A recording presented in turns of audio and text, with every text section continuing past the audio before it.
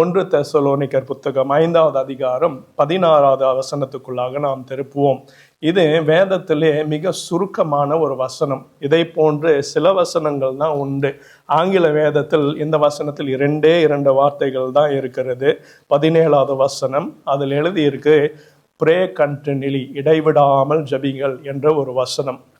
அந்த 2 வார்த்தைகளை தான் நாம் இன்றைக்கு எடுக்க போகிறோம். அந்த 2 வார்த்தைகளில் இன்றைக்கு நமக்கு கர்த்தர் என்ன சொல்லிக் கொடுக்க போகிறார் என்று நாம் ஆராய்ந்து நாம் பார்க்க போகிறோம். 1 தெசலோனிக்கர் 5வது அதிகாரம், அந்த வசனங்களோட கான்டெக்ஸ்டை நான் படிக்கிறேன். 16 வசனத்திலிருந்து நான் படிக்கிறேன். அதில் ஆங்கிலத்தில் எழுதியிருக்கு, Rejoice always, pray continually, give thanks in all circumstances, for this is God's will for you in Christ Jesus. சந்தோஷமாக இருங்கள் எப்பொழுதும் என்று சொல்லியிருக்காங்க. ஜபித்துக் கொண்டே, இடைவிடாமல் ஜபித்துக் கொண்டு இருங்கள், நன்றிகளை சொல்லிக் கொண்டிருங்கள், எல்லாவற்றிலும் நன்றி செலுத்தி கொண்டு இருக்க வேண்டுமா? இதுதான் தேவனுக்கு நம் வாழ்க்கையில் சித்தமும் விருப்பமான காரியம் என்ற ஒரு வசனம். நாம் அநேக முறை இந்த ஜபம் என்று நாம் எடுக்கும் பொழுது நாம் அந்த ஜபத்தை குறித்து நம்மளுடைய அந்த understanding various degrees of understanding இருக்கிறது. நம்முடைய சர்ச்சுகளிலும் நாம் பார்த்து இருக்கிற மக்களிலும் நாம் சந்தித்தவர்களிடத்திலும் இப்படி போன்ற ஒரு காரியத்தை நாம் கேட்டிருப்போம். சிலர் சொல்லுவார்கள், அந்த பிரதர் ரொம்ப நல்லா ஜபிப்பாங்க, அந்த சிஸ்டர் ரொம்ப அருமையாக ஜபிப்பாங்க, அவர்கள் மேல் ஜப ஆவி இருக்கிறது என்று சிலர் சொல்லுவதை நீங்கள் கேட்டிருப்பீர்கள். அது நாம் அப்படிப்பட்டு அந்த ஜபத்தை நாம் பார்க்கும் பொழுது நாம் என்ன செய்து விடுகிறோம் என்றால், சிலருக்கு தான் ஜபிப்பது காரியம் என்று நாம் ஒரு கன்க்ளூஷனுக்கு வந்து விடுகிறோம். இதில் நீங்கள் ஃபர்ஸ்டாக நீங்கள் அறிந்து கொள்ள வேண்டிய விஷயம் என்னவென்றால், ஆவியின் வரங்களை குறித்து வேதத்தில் 3 இடங்களில் லிஸ்ட்டுகள் உண்டு. ரோமர் புத்தகத்திலும் கொரிந்தியர் புத்தகத்திலும் 2 இடத்திலும் ஆவியின் வரங்கள் இருக்கிறது. அந்த வரங்கள் எல்லாம் நீங்கள் லிஸ்ட் செய்து நீங்கள் படித்து பார்த்தீர்கள் என்றால், ஜபம் என்பது ஒரு ஆவி தருகிற வரம் என்று நீங்கள் எங்கேயுமே நீங்கள் பார்க்க மாட்டீங்க. அதற்கு ரீசன் என்னவென்றால், ஜபம் என்பது எல்லாராலையும் செய்ய வேண்டிய ஒரு காரியம். இப்போ ஆவியின் வரங்கள் பால் சொல்வதை போல தேவைக்கேற்று அந்த ஆவியின் வரங்கள் மனிதர்களுக்கு தரப்படுகிறது. அந்த வரங்களை அவர்கள் பெற்று அவர்கள் ஊழியம் செய்கிறார்கள். கர்த்தர் எந்த இடத்தில் யாரை வைத்து எந்த ஊழியம் செய்ய வேண்டுமோ அதுக்கு தேவையான அனாயிண்டிங், அதுக்கு தேவையான வரங்களை, ஆவியின் வரங்களை தருவார் என்று பவுல் சொல்லி இருக்கிறார். ஆனால் அந்த லிஸ்ட், அந்த 3 இடத்திலையும் நீங்கள் லிஸ்ட் நீங்கள் பார்த்தீர்கள் என்றால், எந்த இடத்திலும் ஜபம் என்பது பரிசுத்த ஆவியான தருகிற வரம் என்று எங்கேயுமே நீங்கள் பார்க்க மாட்டீங்க. ஆனால் ஒரு காரியம் வேதத்தில் இருக்கிறது. என்ன காரியம் இருக்குது என்றால், பரிசுத்த ஆவியானவர் நமக்காக he intercedes for us ன்னு சொல்லி போட்டிருக்கும் ஒரு வசனம் இருக்கிறது. ரோமர் 8வது அதிகாரம் 26வது வசனம் 27வது வசனம் அதில் எழுதியிருக்கு, பரிசுத்த ஆவியானவர் நமக்காக ஆண்டவரிடத்தில் பரிந்து பேசுவாராம். நாம் எதை குறித்து ஜபிக்க வேண்டும் என்று நாம் தெரியாத நிலைமையில் இருக்கும் பொழுது நமக்காக அவர் ஜபிப்பார் என மட்டும்தான் எழுதியிருக்கிறத தவிர, ஆவியால நமக்கு அது ஒரு வரம் என்று வேதத்தில் எங்கேயும் எழுதப்பட்ட ஒரு காரியமே இல்லை. இதை குறித்து ஆண்டவர் இயேசுவே மிகவும் தெளிவாக பல இடங்களில் நமக்கு சொல்லியிருக்கிறார். லூக்கா 11வது அதிகாரம் 1வது வசனத்தில் ஆண்டவர் இடத்துல தன் சீடர்கள் போய் ஆண்டவர் இடத்துல கேட்குறாங்க, கர்த்தாவே எங்களுக்கு ஜபிப்பதற்கு நீங்கள் சொல்லித்தாங்க என்று கர்த்தர் இடத்துல கேட்டபொழுது எந்த இடத்துலையுமே அந்த கேட்ட மக்கள் மத்தியில் இவர்கள் தான் ஜபிக்க வேண்டும் என்று சொல்லவில்லை. He did not single out people to become prayer warriors, but he addressed them in the group. அந்த நாம் சபையில் சர்வீஸ் முடிந்தவுடன் கடைசியில் கர்த்தருடைய ஜபத்தை நாம் சொல்கிறோமா, அந்த இடத்தில் கர்த்தர் இடத்துல போய் எங்களுக்கு ஜபிக்க சொல்லித்தாங்க ஆண்டவரே என்று கேட்ட பொழுது கர்த்தர் எல்லாரையும் பார்த்து தான் இப்படி நீங்கள் ஜபிக்க வேண்டும் என்று சொன்னார். அதில் நீங்கள் பார்த்தீர்கள் என்றால், அவர் ஆங்கிலத்தில் சொல்வார் when you pray என்று சொல்லி, நீங்கள் ஜபிக்கும் பொழுது இவ்வாறாக ஜபிக்க வேண்டும் என்று கர்த்தர் சொல்வார். அவர் அந்த இடத்தில் நீங்கள் ஜபித்தால் இவ்வாறு நீங்கள் ஜபிக்க வேண்டும் என்று சொல்லவில்லை. He doesn't say when you pray, he doesn't say if you pray, he says when you pray. The point is, Jesus wanted everyone to pray. லூக்கா 18வது வசனத்தில் கர்த்தரே சொல்வார், எல்லா மனிதர்களும் ஜபிக்க வேண்டும் என்று கர்த்தரோட விருப்பமாம் அது. அதே போல நீங்கள் பார்த்தீர்கள் என்றால், சங்கீதக்காரன் சங்கீதம் 57வது அதிகாரம் 8வது வசனத்தில் தாவீது சொல்கிறார், awake my soul, awake harp and lyre, I will awake at dawn. அந்த வசனம் எத்தனை பேர் புரிந்து கொண்ட வசனம் என்று எனக்கு தெரியவில்லை. அதில் தாவீது சொல்லுகிறான், நான் எழுந்து துதிக்கும் பொழுது அந்த காலை மணி நேரம் வருது பார்த்தீங்களா, அது வருவதே நான் துதித்து பிறகுதான் அது வரும் என்று தாவீது அதில் சொல்லுகிறான். அவன் அதில் சொல்லுகிற காரியம் என்னவென்றால், அவன் வாழ்க்கையில் ஒரு நாளை ஆரம்பிக்கும் பொழுது at the break of dawn, காலை பொழுதிலே முதலில் அவன் ஜபத்தோதரான் அந்த நாளை அவன் ஆரம்பித்தான். அதே போலவே 1 Chronicles 14 நீங்கள் பார்த்தீர்கள் என்றால் அதில் எழுதியிருக்கு, look to the Lord and his strength, seek his face always. கர்த்தரை எப்பொழுதும் நீங்கள் நாடுங்கள், கர்த்தரோட முகத்தை நீங்கள் தேடுங்கள் என்று ஒரு வசனம் அதில் எழுதப்பட்டிருக்கிறது. நீங்கள் பார்த்தீர்கள் என்றால் கர்த்தர் இந்த உலகத்தில் இருந்த பொழுது பல உவமைகளை சொன்னார். சிலர் சொல்லுவார்கள் at least 30 parables the Lord said when he was in this world. அதில் பார்த்தீர்கள் என்றால் ஜபத்தை குறித்து சில உவமைகள் கர்த்தர் சொல்லியிருக்கிறார். எத்தனை பேருக்கு கர்த்தர் ஜபத்தை குறித்து சொன்ன உவமைகள் ஞாபகம் இருக்கிறது? கவலைப்படாதீங்கள், யாரையும் நான் பேரை சொல்லி நீங்கள் சொல்லுங்க, நான் கேட்க மாட்டேன். 3 இடத்தில் the Lord talks about prayer to 3 parables. How many of you remember that? உங்களுடைய இருதயத்தில் நீங்கள் ஆராய்ந்த பாருங்க, உங்களுக்கு ஞாபகம் வருதான்ட்டு. இந்த உலகத்தில் இருக்கும் பொழுது ஜபத்தை குறித்து ஆண்டவர் 3 பேரபிள்ஸை கர்த்தர் சொல்லியிருக்கிறார். நாம் சிறிது நேரத்தில் அதை நாம் பார்ப்போம். என்னோட பாயிண்ட் என்னவென்றால், ஜபம் என்பது ஒரு கிறிஸ்துவன் என்று ஒரு அடையாளம் பெற்ற ஒரு மனிதனோ ஒரு பெண்மணியை இருந்தீர்கள் என்றால், ஜபம் என்பது உங்கள் வாழ்க்கையில் ஒரு அடிப்படையான ஒரு பொருளாகும். என்னால் ஜபிக்க முடியவில்லை, நான் எப்படி ஜபிப்பது? நான் முன்பாக போய் ஜபித்தால் என்னை பார்த்து கோமாளித்தனமாய் பேசிவிடுவார்கள், என்னால் ஜபிக்க முடியாது, இந்த ஜபமெல்லாம் எனக்கு வேலைக்காக, நான் சர்ச்சுக்கு போவேன், நான் சர்ச்சுக்கு வருவேன், நான் பைபிளை முடிந்தால் படிப்பேன், எனக்கு சமயம் கிடைக்கும் போது நான் ஜபிப்பேன் என்று யாராலும் இன்றைக்கு நீங்கள் சபையில் சொல்லிக் கொண்டிருந்தீர்கள் என்றால், உங்களுக்கு நான் சொல்லுகிற ஒரு சத்தியம் என்னவென்றால், கர்த்தர் எல்லா மனிதனும் ஜபிக்க வேண்டும் என்று அவர் கட்டளையிட்டு இருக்கிறார். எவ்ரி கிறிஸ்டியன் ஷுட் ப்ரே என்றது ஒரு fundamental concept of a Christian life. Hallelujah. இன்றைக்கு நாம் சபையில் ஜபித்தோம், சபையில் ஏதாவது ஒரு காரியத்தை கொண்டு வந்து முன்னாடி வந்து ஜபிங்கன்னு கேட்கும் பொழுது ஒருவரும் எழுந்து வரவில்லை. நம் சபையில் பார்த்தீர்கள் மோஸ்ட் ஆஃப் த டைம் ஜபம் என்று கூப்பிடும்போது பெண்மணிகள் தான் முன்னாடி வருவார்கள். ஆம்பளைங்களுக்கெல்லாம் ஜபம் கிடையாதா? ஆம்பளைங்களாம் நான் ஜபமெல்லாம் அந்த பெண்களோட காரியம், அது மாதிரி சாஃப்ட் ஆள்லாம் நான் கிடையாது அப்படி யாரெல்லாம் சொல்லி உட்கார்ந்துன்னு இருக்கிறீங்கன்னா, எல்லா சபையிலும் நாம் பார்க்க முடியும். ஜபம் என்பது அது பெண்கள் செய்கிற காரியம், ஆண்கள் செய்யக்கூடாது என்று வேதத்தில் எழுதியிருக்குது. கர்த்தரோடு பிள்ளைகளை நீங்கள் இருந்தீர்கள் என்றால் பெண் ஆண் என்றது ஜபத்தில் எந்த வேறுபாடும் இல்லை. ஒரு ஆணாய் நீங்கள் இருந்தாலும் பெண்ணாய் இருந்தாலும் ஜபம் என்பது உங்களோட கிறிஸ்டியன் வாழ்க்கையில் ஒரு ஃபண்டமெண்டல் ஆன ஒரு தேவையான ஒரு காரியமாக இருக்கிறது. ஹல்லேலூயா. இன்றைக்கு உங்களுடைய மத்தியில் இந்த ஜபத்தை குறித்து அந்த காரியங்களை குறித்து உங்களிடத்தில் நான் பகிர்ந்து கொள்ள நான் வாஞ்சிக்கிறேன். முதலில் ஜபம் என்பது ஒரு ஸ்பெஷலான வரம் இல்லை, அது எல்லாரும் நீங்கள் அறிந்து கொள்ள வேண்டும். ஒவ்வொரு கிறிஸ்தவ பெண்மணியும் கர்த்தரால ஜபிக்க அழைக்கப்பட்டவர்கள். இந்த ஜபம் என்பது 3 வகையான ஜபங்களை பார்க்கலாம். 1, நீங்கள் உங்களுக்காக ஜபிப்பது, யுவர் பர்சனல் ப்ரேயர். 2, உங்களோட கம்யூனல் ப்ரேயர், ஃபேமிலி ப்ரேயரோடு சேர்ந்து நீங்கள் ஜபிப்பது உங்கள் குடும்பத்திற்காகவோ உங்களுடைய ஃபேமிலிக்காகவோ. 3வது, சர்ச்சில் சேர்ந்து பிறருக்காக ஜபிப்பது. இந்த 3 வகையான ஜபங்களும் மிகவும் அவசியம் கிறிஸ்துவ வாழ்க்கையில். நீங்கள் பார்த்தீர்கள் என்றால் சிலர் எனக்காக என் தேவைகளை மட்டும் எனக்கு டைம் கிடைக்கும் போது நான் கர்த்தாவே உங்களிடத்துல சொல்லி விடுவேன் என்று, எனக்கு இது வேண்டும், இதை எனக்கு தாங்க கர்த்தாவே, என்னோட குடும்பத்தை ஆசீர்வாதிங்க அப்படின்ற ஜபம் ஒரு கிறிஸ்துவனுடைய ஜபத்தை நீங்கள் பார்த்தீர்கள் என்றால் 90% ஆஃப் த லிஸ்ட் நான், என் குடும்பம், என் சொந்தம், என் தேவை என்றுதான் நம் ஜபங்கள் இருக்கிறது. ஆனால் கர்த்தரோட விருப்பம் என்னவென்றது, ஜபம் என்பது நமக்கு மட்டும் ஜபிப்பதல்ல, பிறருக்காகவும் பாரப்பட்டு ஜபிக்கிறது. பிறருக்காக ஜபிக்கும் பொழுது நம்மளுடைய யூஷுவல் பேட்டர்ன் எப்படி என்றால், கர்த்தாவே இந்த ஃபேமிலி ஆசீர்வாதிங்க, கர்த்தாவே அந்த ஃபேமிலி ஆசீர்வாதிங்கன்ட்டு ஒரு ஜபத்தில் கடைசியில் லைனாக ஒரு பேரை மட்டும் சொல்லி அவர்களுக்காக நான் ஜபித்தேன் என்று சொல்லி கொண்டிருப்போம் தானே? எத்தனை பேர் இது போன்று நீங்கள் பண்ணி கொண்டிருக்கிறீங்க?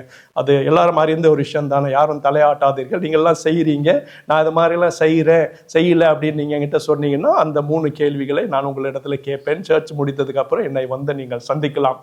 ஜபம் என்பது உங்களுக்காக மட்டும் ஜபிப்பது ஜபம் அல்லையா? ஜபம் என்பது பிறருக்காக ஜபிப்பதும் ஜபம்தான். பிறருக்காக ஜபிப்பது எப்படிப்பட்ட ஜபம் என்பால், அவர்களோட கஷ்டத்தை உங்களுடைய சொந்த கஷ்டமாய் நீங்கள் உணர்ந்து பிறருக்காய் நீங்கள் ஜபிப்பது எவ்வளவு ஒரு மேன்மையும் ஆசீர்வாதமான காரியம். எனக்கு இல்லை என்றாலும் பிறர் வாழ்க்கையில் கஷ்டம் இருக்கிறது, அவர்களுக்காக நான் ஜபிப்பேன் என்று நீங்கள் ஜபித்து பாருங்கள். அது ஆண்டவருக்கு மிகவும் விருப்பம் உள்ளது. சிலர் இன்றைக்கு சபையில் உட்கார்ந்து சொல்கிறீங்க, நான் தான் ரொம்ப பிஸியாச்சே பாஸ்டர், எனக்கு நிறைய வேலை வீட்டில் இருக்குது, நான் ஜபிப்பதற்கே எனக்கு டைம் இல்லை, அப்படி ஜபிச்சாலும் எனக்காக நான் ஜபிப்பேன், நீங்கள் பிறருக்காக ஜபிக்கணும் அப்படின்னு நீங்கள் சொல்கிறீங்களே என்று. இந்த சபையில் சிலர் நீங்கள் இருக்கிறீர்கள், 2 வருடத்துக்கு மேலாக சபையில் வந்து கொண்டிருக்கிறீர்கள். பலர் இந்த சபையில் முன்பாக வந்து நீங்கள் ஜபித்ததை நான் பார்த்ததே இல்லை. உங்கள் பாஸ்டராக நான் சொல்லுகிறேன், ஜபம் என்பது கர்த்தர் நமக்கு தந்திருக்கிற ஒரு ஊழியம். அது ஸ்பெஷலான பீப்புள், இவர்களால் ஜபிக்க தெரியும் என்பதனால் தான் ஜபம் அல்ல, எல்லாரும் ஜபிக்க வேண்டும் என்பது கர்த்தருடைய விருப்பம். நீங்கள் ஒரு கிறிஸ்துவனாக இருந்தீர்கள் என்றால், if you are a Christian called to serve the Almighty God, then one of the characteristics of a Christian life is prayer. Communal prayer, prayer for yourself and prayer amongst the family member. அது மிகவும் ஒரு முக்கியமான ஒரு காரியமாக இருக்கிறது. So அது முதல் point நான் உங்களிடத்தில் லேண்ட் செய்து நான் முடிக்கிறேன்.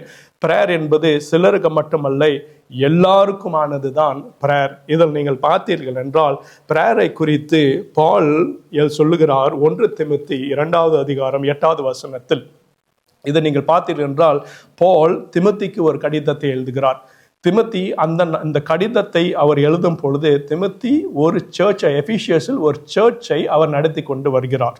தி context is Timothy is running a church. அவர் ஒரு சபையை நடத்தி கொண்டு வருகிறார் எபிசியன்ஸ்ல. அப்பொழுது திமோத்திக்கு அட்வைஸ் செய்து பால் 1 திமோத்தி 2வது அதிகாரம் 8வது வசனத்தில் எழுதியிருக்கிறார், therefore I want the men everywhere to pray, lifting up holy hands without anger and disputing. இதில் என்ன பால் சொல்லுகிறார், தன் சபையை நடத்துகிற ஒரு பாஸ்டர் இடத்துல அவர் கடிதம் எழுதுகிறார். அந்த கடிதத்தில் அவருக்கு அட்வைஸ் செய்கிறார். அவர் சொல்லுகிறார், சபையில் எல்லா மென்னும் எல்லா மனிதர்களும் ஜபிக்க வேண்டும் என்று.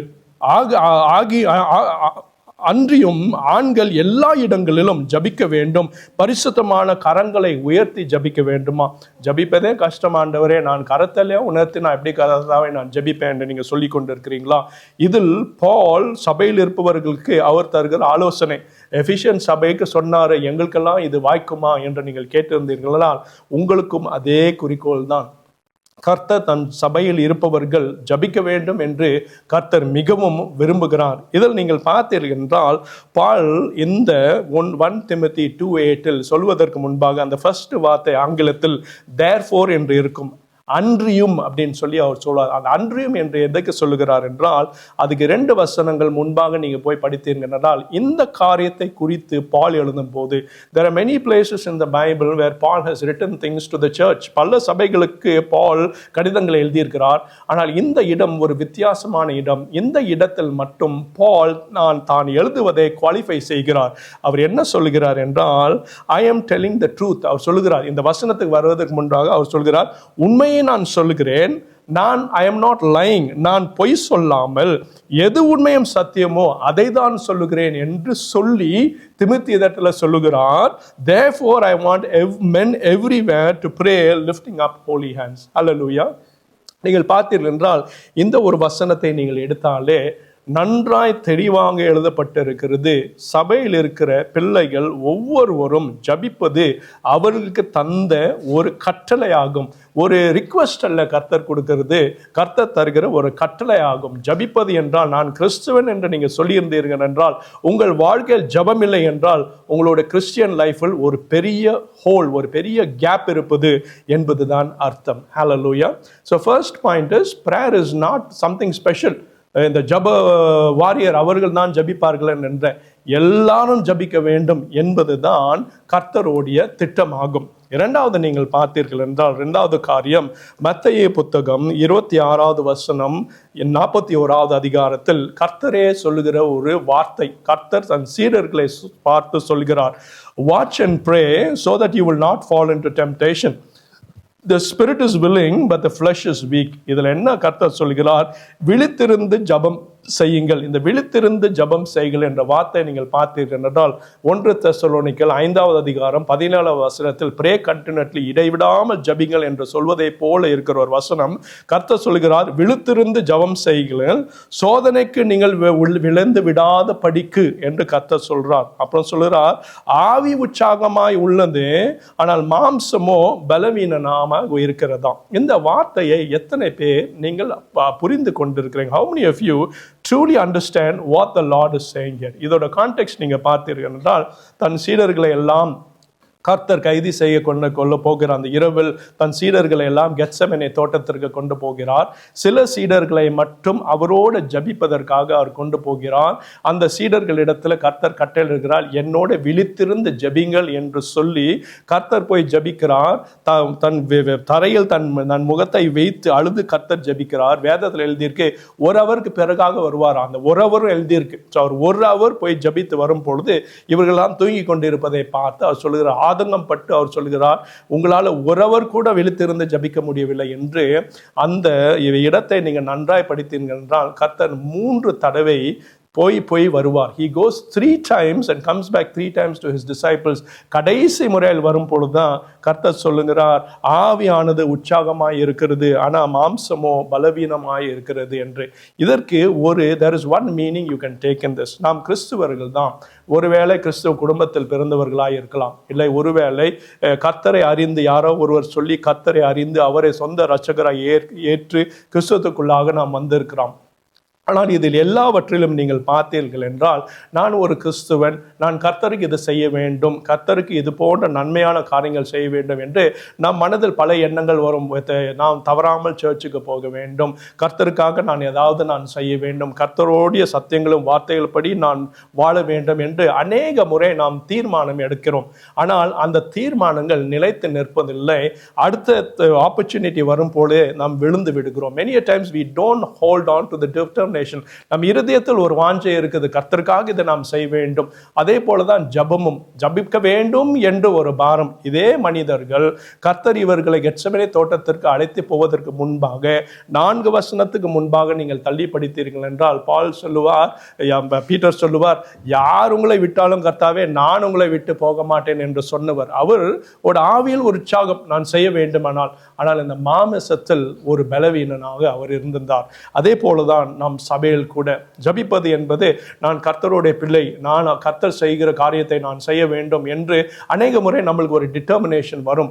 ஆனால் we don't take that determination to a fulfillment. In here the Lord says watch and pray. இந்த வாட்ச் அண்ட் ப்ரேயோட அர்த்தம் என்னன்னு நீங்க பார்த்தீர்கள் என்றால், விழித்திருந்து ஜபம் செய்யுங்கள் என்ற ஒரு வார்த்தைக்கு என்ன அர்த்தம் என்றால், அந்த கிரேக்க மொழியில் வாட்ச் என்ற ஒரு வார்த்தை எதுக்கு யூஸ் பண்ணுகிற வார்த்தை என்றால், ஜாமக்காரன் ஒரு பட்டணத்தையோ ஒரு வீடையோ ஒரு கோட்டையையோ அவன் பாதுகாத்து இரவு நேரத்தில் அவன் அதுக்கு சென்ட்ரியாக இருக்கும் பொழுது அவன் சில காரியங்களை செய்வான். மிகவும் அவன் விழித்திருந்து அந்த இடத்தை அந்த ஜாமக்காரன் ப்ரொடெக்ட் செய்வான். எதற்காக அதை செய்வான் என்றால், ஒரு டே டைமில் ஒரு இடத்தை ப்ரொடெக்ட் செய்வது மிகவும் ஈஸியானது. ஏனால் யாராவது தூரத்தில் வருவார்கள் என்றால் கண்களில் யார் வருகிறார்கள் என்று நன்றாய் தெரியும். ஆனால் இரவு நேரத்தில் ஒரு இடத்தை ப்ரொடெக்ட் செய்ய வேண்டும் என்றால் கண்கள் பார்ப்பதை கொண்டு அந்த ப்ரொடெக்ஷனை தர முடியாது. அவன் சில காரியங்கள் எல்லாம் செய்ய வேண்டும், மிகவும் விழித்திருந்து பார்க்க வேண்டும், ஏதாவது ஆபத்து நெருங்குகிறதா, ஏதாச்சும் காரியங்கள் வருகிறதா என்று. ஏனெனில் அப்படி அந்த ஜாமக்காரன் செய்யாமல் போய்விட்டார் என்றால் ஆபத்து அவனை நெருங்கி வந்துவிடும். அந்த ஆபத்து அவனை நெருங்கி வந்த பொழுதுதான் அவனுக்கு தெரியுமே தவிர அந்த ஆபத்து வருகிறது அவனுக்கு தெரியாம போகும். ஹல்லேலூயா. இதைதான் கர்த்தர் சொல்லுகிறார், வாட்ச் அண்ட் ப்ரே என்று. இதற்கு அர்த்தம் என்னவென்றால், நாம் இடைவிடாமல் வாட்ச் அண்ட் ப்ரே நாம் ஜபிக்கும் பொழுது, விழித்திருந்து நான் ஜபிக்கும் பொழுது நம்மை சுத்தி தாக்கி வருகின்ற சில காரியங்கள் எல்லாம் நமக்கு கர்த்தர் வெளிப்படுத்துகிறார். 1 தெசலோனிக்கர் 5வது அதிகாரம் 17வது வசனத்தை நீங்கள் பார்த்தீர்கள் என்றால் அதில் தெளிவாக எழுதியிருக்குது. என்ன எழுதியிருக்கின்றால், rejoice always, pray continually, give thanks in all circumstances, for this is God's will for you. எத்தனை பேர் உங்க ஜபத்தில், ஆண்டவரே என் வாழ்க்கையில் உங்களோட சித்தம் என்ன ஐயா, என் வாழ்க்கையில் நீங்க என்ன சித்தம் வைத்திருக்கிறீர்கள் என்று எத்தனை பேர் கர்த்தரின் சமூகத்திற்கு முன்பாக போய் என்னுடைய வாழ்க்கையில் உங்கள் சித்தம் என்ன, என்னுடைய வாழ்க்கையில் உங்கள் சித்தம் என்ன என்று எத்தனை பேர் நீங்கள் கேட்டுக்கொண்டிருக்கிறீர்கள்? இந்த பகுதியில் தெளிவாக கர்த்தர் சொல்லுகிறார், rejoice always, pray continually, give thanks in all circumstances. இந்த 3 காரியங்களும் கர்த்தர் நமக்கு வைத்திருக்கிற சித்தமாம். ஹல்லேலூயா. நீங்கள் புரிந்து கொள்கிறீர்களா? அதில் ஒன்றை தான் நாம் இன்றைக்கு எடுத்து படிக்கிறோம். எதை படிக்கிறோம்? ப்ரே கண்டினியூ, இடைவிடாமல் ஜபிங்கள் என்ற காரியத்தை நாம் அதை மட்டும் நாம் எடுத்து படிக்கிறோம். இடைவிடாமல் ஜபிப்பது நம் வாழ்க்கையில் கர்த்தர் வைத்திருக்கிற சித்தமாம். ஹல்லேலூயா. நம் வாழ்க்கையில் கர்த்தர் வைத்திருக்க சித்தமானால் நம் வாழ்க்கையின் ஜபம் எப்படிப்பட்டதாக இருக்க வேண்டும்? How should this prayer be in our life if it is the will of God? கர்த்தர் உங்களை சந்தித்து சொல்கிறார், என் மகனே, என் மகளே, உன்னை நான் நேசிக்கிறேன், உண்மையில் நான் எவ்வளவு அன்பை செலுத்தி இருக்கிறேன், நீ தூர போயினும் உன்னை நான் தேடி வந்து நான் என் சொந்த ரத்தத்தால் நான் உங்களை சம்பாத்தி இருக்கிறேன், உங்கள் வாழ்க்கையில் நான் ஒரு ரிக்வெஸ்டை வைத்திருக்கிறேன் என்று கர்த்தர் சொல்கிறார். என்னோட திட்டம் உங்களுடைய வாழ்க்கையில், என்னோட சித்தம் உங்கள் வாழ்க்கையில் நீங்கள் இடைவிடாமல் ஜபிக்க வேண்டும் என்பது என் சித்தம் என்று கர்த்தர் உங்களிடத்தில் சொல்லுகிறார். அந்த சொல்லுகிற சொல்லை இன்றைக்கு நீங்கள் என்ன பதிலை சொல்ல போகிறீர்கள்? What is the response you are going to give to the Lord God Almighty who says, I have called you for my purpose, I delight and I love you. உங்களை இவ்வளவாய் நான் நேசிக்கிறேன், நான் உங்கள் வாழ்க்கையில் ஒரு சித்தம் வைத்திருக்கிறேன். நம் ஊர்களிலெல்லாம் நம் பெற்றோர்கள் ஒரு இஷ்டம் இருந்தால், if they have a wish, நான் இறந்த போவதற்கு முன்பாக இதை நான் எப்படியாச்சும் செய்விடுவேன் என்று ஒரு பெற்றோர் சொன்னால் என்றால், நாம் ஏதாச்சும் காரியங்களை செய்து அவர்களோட விருப்பத்தை நாம் நிறைவேற்றுவோம் தானே. We will fulfill the wish of our parents. We will fulfill the wish of someone who loves us. அவர்களுக்கு எப்படியாச்சும் அந்த விஷயம் நாம் ஃபுல்ஃபில் பண்ணுவோம் என்று நாம் எல்லாரும் செய்கிற ஒரு காரியம். ஆனால் இந்த இடத்தில் ஆண்டவர் நம்ம இடத்துல சொல்கிறார், உங்கள் வாழ்க்கையில் நீங்கள் இடைவிடாமல் ஜபிப்பது உங்கள் வாழ்க்கையை நான் வைத்திருக்கிற திட்டம் என்று. ஹல்லேலூயா. அப்படி கர்த்தர் நம் வாழ்க்கையில் திட்டம் எதுனா, ஆண்டவரே இதெல்லாம் எனக்கு வேலைக்கு ஆகாது, நீங்கள்லாம் திட்டம்லாம் வச்சுக்கோங்க, எனக்கும் இதுக்கும் சம்மந்தம் இல்லை, இதெல்லாம் நம்மளுக்கு வேலைக்கு ஆகாது, எனக்கு 1008 பிரச்சனை இருக்குது ஆண்டவரே, காலையில் நான் 7 மணிக்கு எழுந்துச்சு பஸ்ஸு பிடிச்சி ஹாஸ்பிட்டலுக்கு போகணும், இந்த ஜபிக்கிற காரியம்லாம் எனக்கு வேலைக்கு ஆகாதுன்ட்டு நீங்கள் யாராச்சும் சொல்லுறீங்களா? அப்படி சொல்கிறத தான் நீங்கள் சொல்லலாம், அது உங்களுடைய சாய்ஸ். ஆனால் கர்த்தர் உங்கள் வாழ்க்கையில் என்ன காரியத்தை வைத்திருக்கிறார் என்று நீங்கள் அறிய வேண்டும். அது நான் நின்று உங்களுக்கு சொல்லுவது என்னோட கடமை. என்ன கர்த்தர் விரும்புகிறார்? நீங்கள் இடைவிடாமல் ஜபிக்க வேண்டும் என்பது உங்கள் வாழ்க்கையில் கர்த்தர் வைத்திருக்கிற திட்டம். அதுதான் உண்மையும் சத்தியம். அதற்கு பின்பாக இன்றைக்கு பிரசங்கத்தை கேட்டு நீங்கள் வீடுகளுக்கு திரும்பி உங்கள் வாழ்க்கை முறையை நீங்கள் எப்படி வாழ்கிறீர்களோ அது உங்களுடைய, it is up to you how you live it. But the truth according to the gospel is that the Lord Jesus Christ, His will in your life is that you should pray continually. Hallelujah. இந்த Gethsemane ஜபத்தை நீங்கள் பார்த்தீர்கள் என்றால், நாம் அநேக முறை அந்த Gethsemane ஜபத்தை பார்க்கும் பொழுது கர்த்தர் அந்த இடத்தில் மிகவும் பாரப்பட்டு அவர் ஜபிப்பார். அவர் ஆண்டவர் இடத்துல எத்தனையோ காரியங்களை குறித்து கர்த்தர் ஜபித்திருக்கலாம். ஆனால் வேதத்தில் ஒரு காரியத்தை குறித்து நமக்கு தெளிவாய் எந்த காரியத்தை குறித்து அவர் ஜபம் செய்தார் என்று எழுதியிருக்கு. யாருக்கு ஞாபகம் இருக்கு? How many of you remember? There's one thing the Lord prayed for in the Garden of Gethsemane. What is that? How many of you remember? He says, Lord, if it is your will, take this cup from me. உங்களுடைய சித்தமானால் கர்த்தாவே, என்னிடத்திலிருந்து இந்த கோப்பை நீங்கள் எடுத்துக்கொள்ளுங்கள் என்று கர்த்தர் அழுது ஜபிப்பார். 3 தடவை ஜபித்து 3வது தடவை வரும் பொழுது அந்த third attemptல் நீங்கள் பார்த்தீர்கள் என்றால், when the Lord goes the third time in the book of Matthew chapter 26, the Bible says very clear, 3வது தடவை போய் ஜபிக்கும் பொழுது வேதத்தில் எழுதியிருக்கும், கர்த்தரோடைய தூதர் அவரை பலப்படுத்தினார் என்று. Hallelujah. If you pay very close attention, the Lord spends an hour, every time an hour, with his face to the ground, crying and asking the Lord, Lord, என் வாழ்க்கையில் உங்களோட சித்தம் என்ன? என் வாழ்க்கையில் உங்களோட சித்தம் என்ன? உங்களோட சித்தம் இல்லை, உங்களோட சித்தமானால் இது எங்களிடத்தில் எடுங்கன்னு சொல்லும்போது அவருக்கு அந்த பதில் வருகிறது, என் மகனே, இதுதான் உன் வாழ்க்கை நான் வைத்திருக்கிற சித்தம் என்று ஒரு தூதனை அனுப்பி கர்த்தரை பலப்படுத்துகிற ஒரு செயலை நம்ம பார்ப்போம். அதற்கு அர்த்தம் என்னவென்று நீங்க பார்த்தீர்கள் என்றால், while it is the wish of the Lord that you will pray, உங்கள் வாழ்க்கையில் நீங்கள் ஜபிக்க வேண்டும் என்பது கர்த்தருடைய சித்தம். ஆனால் நீங்கள் ஜபிக்கும் பொழுது கர்த்தரோடைய உங்கள் வாழ்க்கையில் இருக்க சித்தங்கள் வெளிப்படுகிறது. ஹல்லேலூயா. நான் ஜபித்து கொண்டிருக்கிறேன், பாஸ்டிங்ல கர்த்தாவே இதை செய்யுங்க அதை செய்யுங்க அப்படின்ட்டு ஒரு லைனா ஒரு லிஸ்ட் போட்டு நாம ஜபிப்போம். எத்தனை பேர் ஜபத்தை நீங்கள் கேட்டு இருக்கிறீங்க? லைனா ஒரு ஃபார்மேட் வச்சிருப்பார்கள். அது தவறு அல்ல. ஆனால் ஜபத்தில் சொல்லுகிற ஒவ்வொரு நம்ம எந்த வார்த்தை யூஸ் பண்ணுகிறோமோ அந்த ஒவ்வொரு வார்த்தையும் வீணா ஒரு ரோட்டில் செல்கிற ஒரு மனிதனை பார்த்து பேசுகிற வார்த்தை அல்ல, சர்வவல்ல தேவனை நோக்கி பேசுகிற வார்த்தை. அப்பொழுது அந்த வார்த்தை ஒவ்வொரு சொல்லும் அந்த வார்த்தையில் எவ்வளவு கனமுள்ள சொல்லா இருக்க வேண்டும். Hallelujah. So when you pray, that is why the Lord says, when you pray, don't be babbling like pagans. நீ ஒன்னும் பேசின்னு இருக்காத, இப்படி நீ ஜபி என்று கர்த்தர் அவளுக்கு ஜபத்தை சொல்லி கொடுக்கிறார். Hallelujah. அப்படி நாம் ஜபிக்கும் பொழுது, கர்த்தரோடு பிரசன்னத்தில் ஜபிக்கும் பொழுது கட்டாயமாக கர்த்தருடைய திட்டம் நம் வாழ்க்கையில் வெளிப்படும். கர்த்தருடைய சித்தம் நம் வாழ்க்கையில் வெளிப்படும். கர்த்தர் நமக்காய் வைத்திருக்கிற காரியங்கள் நம் வாழ்க்கையில் வெளிப்படும். எல்லா காரியங்களும் நாம் நினைத்ததை போல காரியங்களாக இருக்காது. சிலது நமக்கு விருப்பம் இல்லாத காரியங்களாக இருக்கும். அந்த சூழ்நிலைகள் கர்த்தர் நம்மளை பலப்படுத்தி இதுதான் எனக்கு சித்தம் என்று அந்த காரியங்களை நீங்கள் எடுத்து நடக்க கர்த்தர் உங்களுக்கு பலத்தை தருவார். அது எப்போது வருகிறது என்றால் நீங்கள் ஜபத்தில் கர்த்தரை அணுகும் பொழுதுதான் அந்த காரியங்கள் வருகிறது. Hallelujah. So the second point that I want to land with you first is prayer is for everyone. ஜபம் என்பது எல்லா கிறிஸ்துவர்களுக்கும் தான், சிலருக்கு கிடையாது. எனக்கு ஸ்பெஷலாக தான் நான் இருப்பவர்களுக்கு ஜபம் கிடையாது, எல்லா கிறிஸ்துவர்களுக்கும் ஜபம். இரண்டாவது, கர்த்தர் சொல்கிறார் வாட்ச் அண்ட் ப்ரே, விழித்திருந்து நீ ஜபிக்க வேண்டும். எதற்கு விழித்திருந்து ஜபிக்க வேண்டும் என்றால் எந்த பிரச்சனை எந்த சூழ்நிலையை மாறும் என்று நமக்கு தெரியாது. நாம் விழித்திருந்து ஜபிக்கும் பொழுது கர்த்தர் நமக்கு அவருடைய திட்டத்தை வெளிப்படுத்துகிறார், அவருடைய பலன் நமக்கு வருகிறது. அப்படி நாம் வாழ்க்கையை வாழும் பொழுது நம் வாழ்க்கை ஒரு கர்த்தரால் வழி நடக்கப்படுகிற வாழ்க்கையை மாறுகிறது. ஹalleluya. இதில் நீங்கள் பார்த்தீர்கள் என்றால் ஒரு காரியத்தை நான் சொல்லி I want you to continue. Matthew 26:41, watch and pray so that you will not fall into temptation. இந்த temptation என்பதை அதை குறித்து நான் ஏன் கர்த்தர் இந்த வார்த்தையை சொல்ல வேண்டும்? Why should the Lord say watch and pray? அவர் சொல்லுகிறார் விழித்திருந்து ஜபி. அதற்கு ரீசனை சொல்லுகிறார், காரியத்தை சொல்லுகிறார். so that you will not fall into temptation என்று சொல்லுகிறார். விழித்திருந்து ஜபி, ஜபி என்று சொல்லலை, விழித்திருந்து நீ ஜபி, அப்பொழுதுதான் சோதனைக்கு நீ உட்பட you will not fall into temptation என்று கர்த்தர் சொல்கிறார். நாம் ஜபிக்கும் பொழுது கர்த்தரோடைய அவர் வைத்திருக்கிற அந்த சித்தங்களும் நம் வாழ்க்கையில் அவர் வைத்திருக்கிற காரியங்களும் நமக்கு வெளிப்படுகிறது. அந்த காரியங்கள் நம்மளுக்கு வெளிப்படும் போது நம் இருதயத்தில் அதை நன்றாக நாம் அறிகிறோம். அப்படிப்பட்ட ஒரு உணர்வு நம் இருதயத்தில் வரும் பொழுது நம் வாழ்க்கையின் முறைகளில் சில காரியங்கள் நம்மளை தீயிலே தள்ளும் பொழுது அந்த இருதயத்தில் அந்த காரியங்கள் எழுதுவதற்கு நிமித்தமாக நாம் சாதாரணமாக நாம் இந்த டெம்டேஷனில் விழமாட்டோம். நாம் மிகவும் திடமாய் நாம் இருப்போமா? அதுதான் அந்த வார்த்தைக்கான அர்த்தம். ஹalleluya. So watch and pray.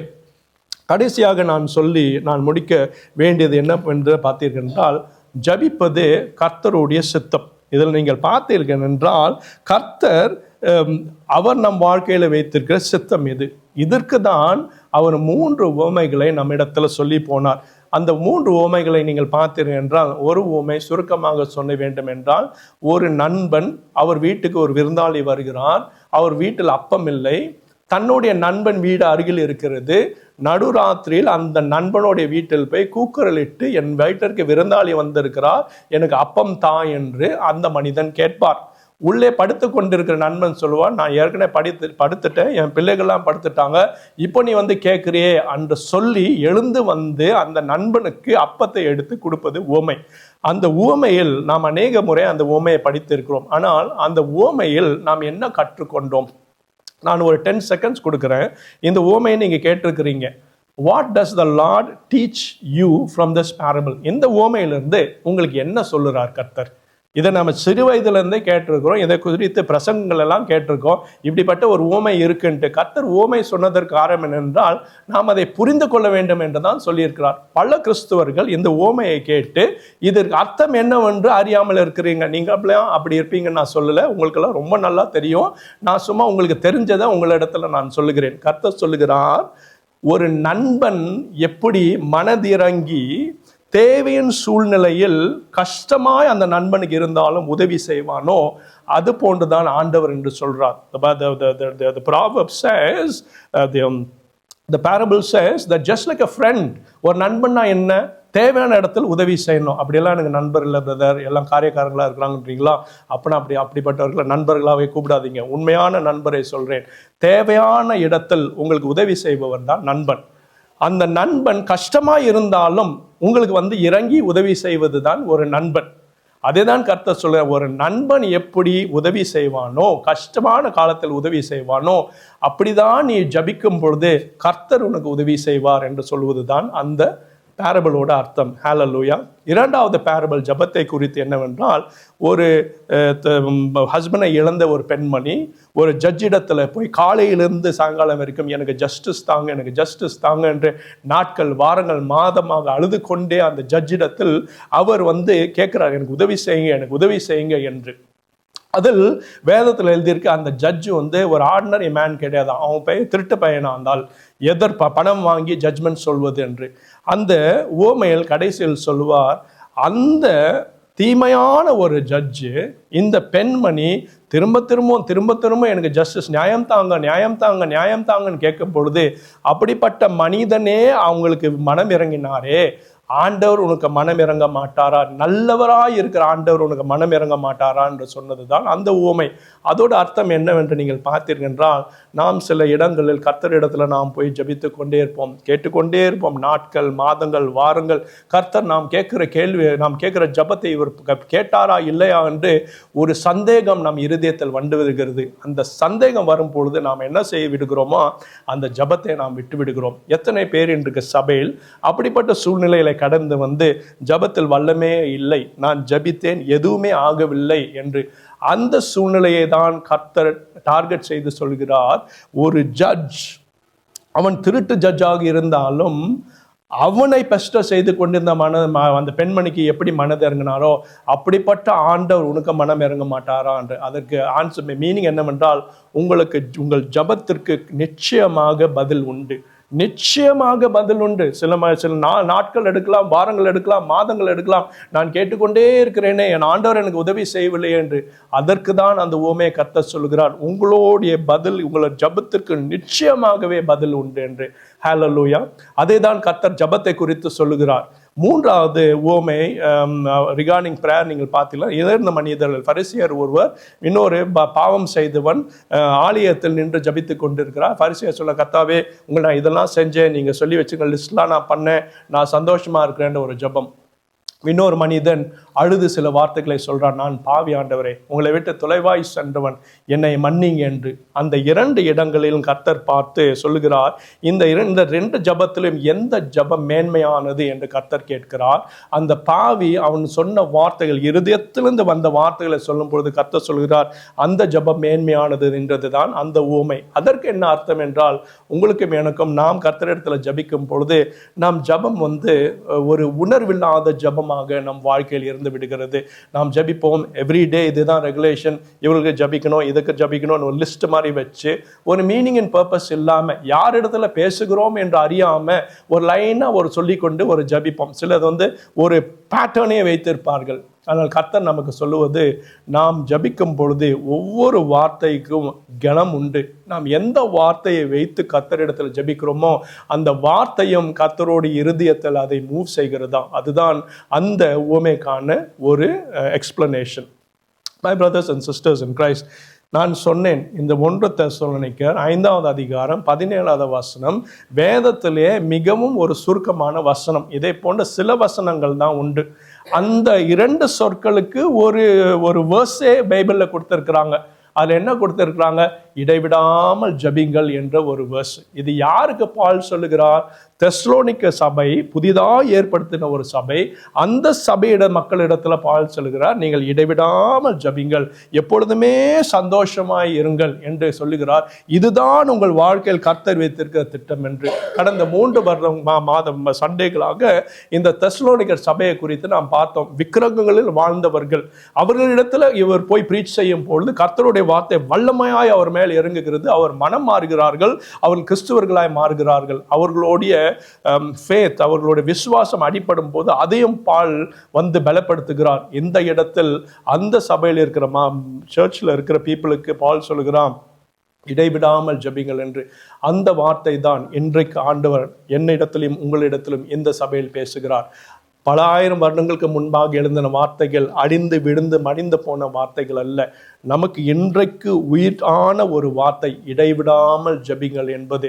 இடைவிடாமல் ஜபிங்கள் என்பது என்ன அர்த்தம் பாஸ்டர்னு கேட்டீர்கள் என்றால், நீங்கள் காரில் உட்கார்ந்த வாகனத்தை ஓட்டி கொண்டிருக்கிறீர்களா, 1 ஹவர் காரை ஓட்டுகிறீர்களா, அந்த 1 ஹவர் கர்த்தரிடத்தில் பேசி கொண்டிருங்கள். கண்ணை மூடிவிடார்கள். கண்ணை மூடினால் தான் ஜபம் என்றில்லை, கர்த்தரிடத்தில் பேசுங்கள்.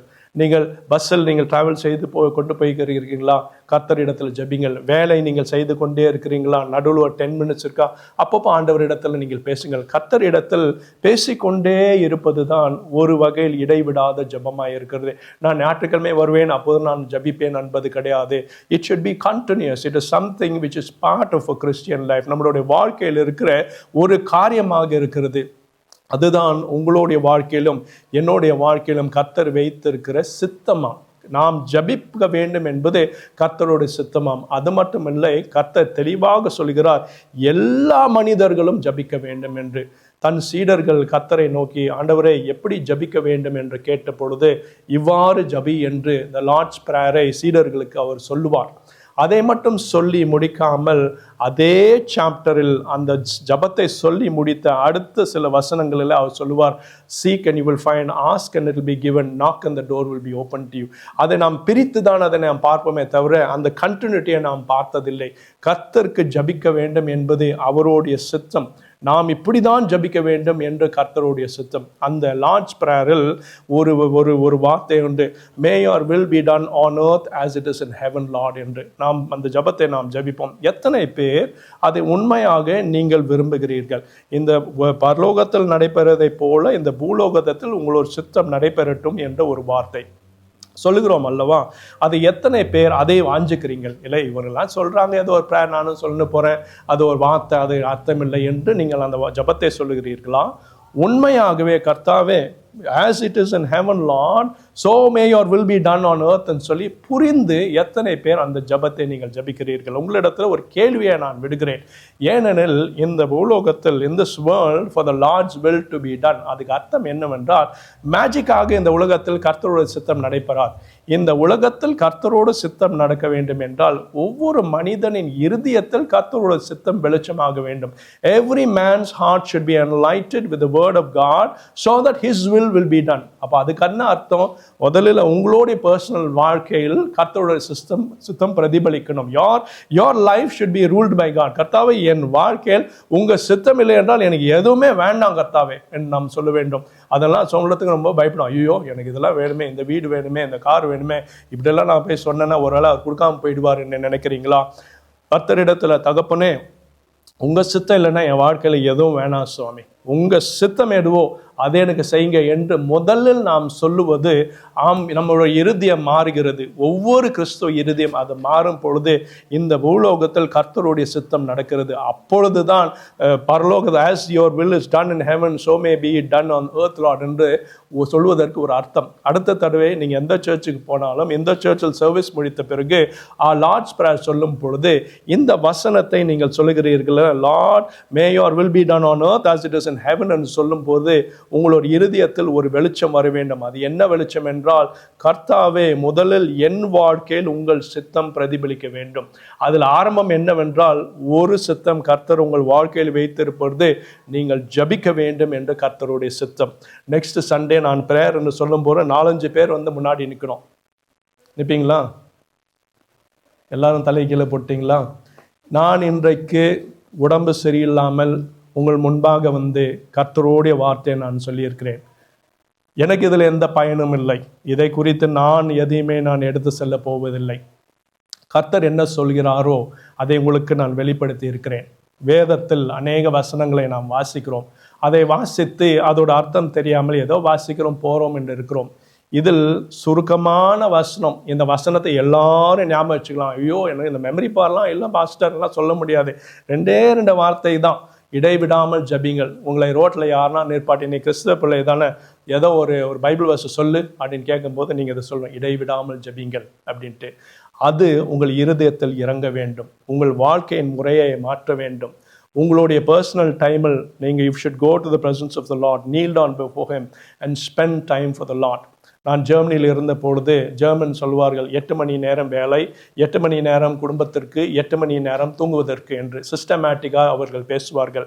அந்த கால்குலேஷன் படி 8 மணி நேரம் நாம் முழித்திருக்கிறோம் அல்லவா, அந்த 8 மணி நேரத்தில் எவ்வளோ நிமிடங்கள் கர்த்தருக்கு ஜபத்தில் கொடுத்துருக்கிறோம்? ஒரு 10% என்று நீங்கள் பார்த்தீர்கள் 8 if you just give 10% of that in prayer to the Lord, நாம் வாழ்க்கையில் ஒரு 10% நேரம் கூடவா கர்த்தருக்கு கொடுக்க முடியாது? கர்த்தாவே எனக்கு நேரம் இல்லை என்று எத்தனை பேர் சொல்லி கொண்டிருக்கிறீர்கள்? உங்களுக்கு நான் ஒரு ஐடியா சொல்லுகிறேன் ஜெபிப்பதற்கு. எனக்கு நேரமே இல்லை, என் வாட்ச் இப்படி ஓடுது, எனக்கு ஒரு 10 செகண்ட்ஸ் கூட இல்லை என்று யாராச்சும் நீங்கள் சொல்லி கொண்டிருந்தீர்கள் என்றால் உங்களுக்கு நான் 10 மினிட்ஸ் ஃப்ரீயாக தருகிறேன். அந்த 10 மினிட்ஸ் எப்படி ஃப்ரீயாக தருகிறேன் என்றால், இன்றைக்கு நீங்கள் வீட்டுக்கு போகும்போது எல்லார் வீட்லையும் அலாம் வச்சுருப்பீங்க. அட்லீஸ்ட் அத்தான் அப்படின்னு உங்கள் ஒய்ஃபாவது உங்களை எழுப்புவாங்க. உங்கள் ஒய்ஃப் என்ன சொல்லுங்க, என்னை அத்தான் என்று என் காலை மெதுவாக தட்டி என்னை எழுப்புறியம்மா, ஒரு 10 நிமிஷம் சீக்கிரமாக என்னை எழுப்புன்னு சொல்லுங்க. உங்களுக்கு 10 நிமிஷம் ஃப்ரீயாக கிடைக்கும். 10 நிமிஷம் தூக்கத்துலையா நீங்கள் சாதிக்க போறீங்க சொல்லுங்க? 10 நிமிஷம் தூக்கத்தில் யாருன்னா சாதிச்சிடுவீங்க? ஐயோ நான் 10 நிமிஷம் சொல்ல எனக்கு தலைவலி வந்துடும் பாஸ்டர் யாருன்னா சொல்றீங்களா? ஐயோ கேடு, உங்களுக்கெல்லாம் ஐயோ கேடு. சமயமில்லை என்றால் நான் சொல்லுகிறேன், நாளைய தினம் 10 நிமிடம் சீக்கிரமாக எழுந்துறீங்க. Just 10 minutes. 10 நிமிடம் எழுந்தெடுத்து கர்த்தரோட பிரசன்னத்தின் முன்பாக போய் 10 நிமிடம் ஆண்டவருக்கு கொடுத்து பாருங்கள். அந்த 10 நிமிடம் போக போக ஒரு அவராக மாறும். காலையில் ஒரு அவராக மாறும், மாலையில் ஒரு அவராக மாறும். நீங்கள் ஜெபித்து கொண்டிருக்கும் பொழுது ஆண்டவர் உங்களிடத்துல பேசுவார். அவர் மனதில் இருக்கிற பாரங்கள் எல்லாம் உங்கள் இருதயத்தில் போடுவார். உங்கள் ஜபம் எல்லாம் எப்படி மாறும் என்றால், தான் என்ற ஜபம் எல்லாம் மாறிவிட்டு பிறருக்கு பாரப்பட்டு நீ ஜபிப்பாய். ஆசீர்வாதமான ஜபமாய் இருக்கும். நீங்கள் ஒரு ஜப வீரராய் நீங்கள் எழும்புவீர்கள். நீங்கள் மரித்து கர்த்தருக்கு முன்பாக நிற்கும் பொழுது கர்த்தர் அரவணைத்து சொல்வார், வா என் உண்மையும் சத்தியம் உள்ள என்னுடைய மகனே என்று கர்த்தர் அரவணைப்பார் நம்மளை. 10 நிமிடம் கர்த்தருக்கு கொடுத்து பாருங்கள். ஜபம் என்பது கர்த்தருடைய சித்தம். எப்பொழுதெல்லாம் ஜபிப்பதற்கு வாய்ப்பு கிடைக்கிறதோ முதல்ல நீங்கள் போய் நின்று ஜபிங்க. யாராச்சும் எனக்கு ஜபிக்க தெரியாதுன்னு நீங்கள் சொல்லி கொண்டிருந்தீங்களா? பரவாயில்லை, கர்த்தருக்கு போய் நீங்கள் பேசுவது ரொம்ப கஷ்டமா? உங்களோட பிரைவேட் ஜபத்தில் ஜபிங்க. எனக்கு தமிழே பேச தெரியாது, நான் தமிழில் ஃபெயிலான ஒருவன், நான் நின்று நான் ஜபித்து கொண்டிருக்கிறேன். கர்த்தர் பலப்படுத்தினது நிமித்தம் நான் நின்றேன். வாழ்க்கையின் முழு நாட்கள் நான் ஆங்கிலத்தில் பேசி நான் வாழ்ந்தவன். தமிழில் நான் நின்று நான் பேசிக் கொண்டிருக்கிறேன். யாரோட பலத்தால் நான் நின்று பேசிக் கொண்டிருக்கிறேன். கர்த்தாவே, தன் பிள்ளைகளுக்கு தமிழ் சபை என்று சொல்கிறீர்கள் ஆண்டவரே, எப்படி நடத்த வேண்டும்? நீங்கள் பலப்படுத்தாமல் இருந்தீர்கள். கர்த்தரோட பலத்தில் நிற்கிறேன். சாட்சியாய் நான் சொல்லுகிறேன், உங்கள் வாழ்க்கையிலும் கர்த்தர் அதிசயங்களை செய்வார். ஜபிப்பது உங்கள் ஒவ்வொரு வாழ்க்கையிலும் கர்த்தர் வைத்திருக்கிற திட்டம். பிறரோட காரியம் இல்லை, அது உங்களுடைய ரெஸ்பான்சிபிலிட்டி. ஹல்லேலூயா. நாம் எல்லாரும் எழுந்து நின்று நாம் கம்யூனியனுக்குள்ளாக கடந்து செல்வோம்.